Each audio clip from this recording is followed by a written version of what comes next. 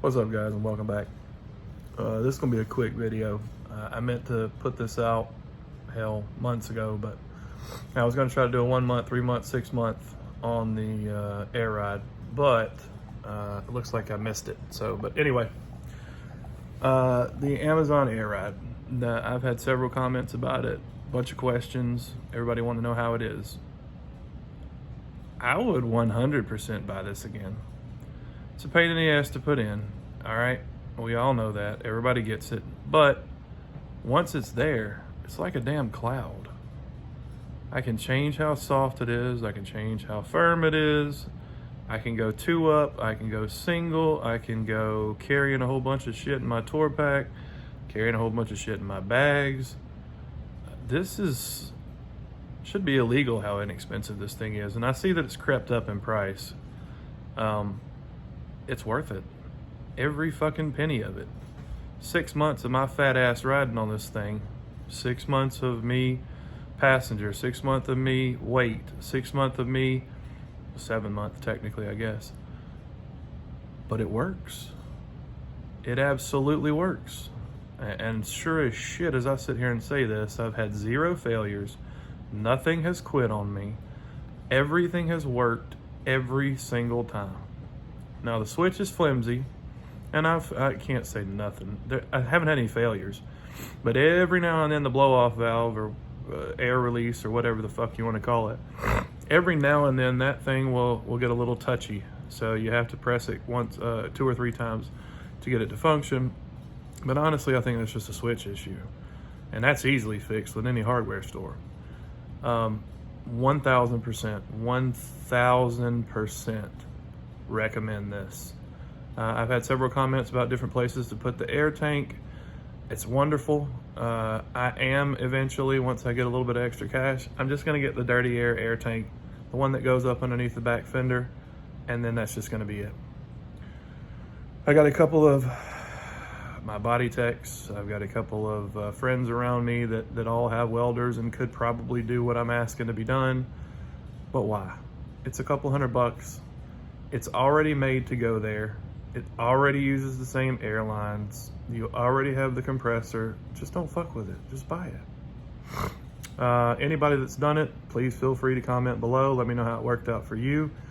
The dirty air ride system is wonderful. I've got several friends that have it. They love it. They haven't had any issues out of it. But I'm telling you, for the money, you are going to have some aggravation. You saw how pissed off I got. But it works. And it works well. I'm 300 pounds. My partner is not the lightest person in the world either. We can ride 2 up. We can change the settings and don't have a single fucking problem in the world. The bike lifts and lowers on its own. Now, I try not to sit on it when I'm lifting. I do from time to time, but we've both been on that bike, and I have literally lifted it from sitting on the stops to all the way up. Not one issue. The problem that you're going to have with that system too is that obviously it's made in a way where you're going to hit your pipe. Again, just don't run it that tall.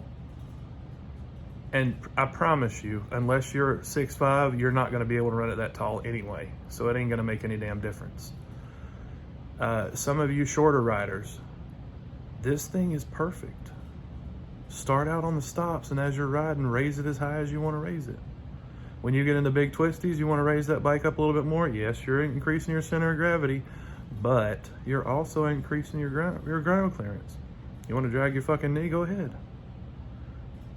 I'm being facetious, don't do that. But this thing is definitely something to put in something. It's cheap, so cheap. A quarter of the price of the big name brands. And yes, you're gonna finagle around, and yes, you're gonna have some issues getting it moving, and yes, you're gonna have some problems with a little bit extra airline and stuff like that. But if you buy the entire kit like I did with the knowledge that you're not gonna be able to put the tank in, you already have your extra airlines. Just keep some extra zip ties. Zip ties, cable, what the hell you call those things? Those little round, flat bottom things that you can put run around your airline, zip tie around. You're perfect. This has been one of the best purchases I've ever purchased for a Harley. Period. End of discussion.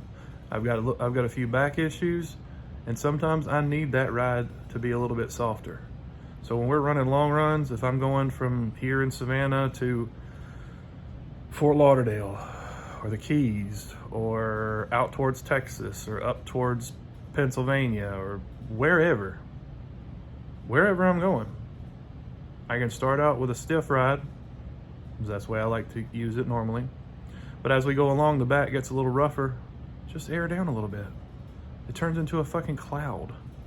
And I'm not being facetious. I'm not lying to you. I'm not bullshitting you. I'm not blowing smoke.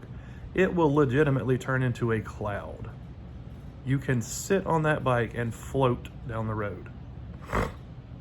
Shorter riders, same thing. Legitimately. Start on the bump stops. As you're riding, you can run it up, run it down. Best purchase I've ever made for a Harley in my life. Stay tuned for more.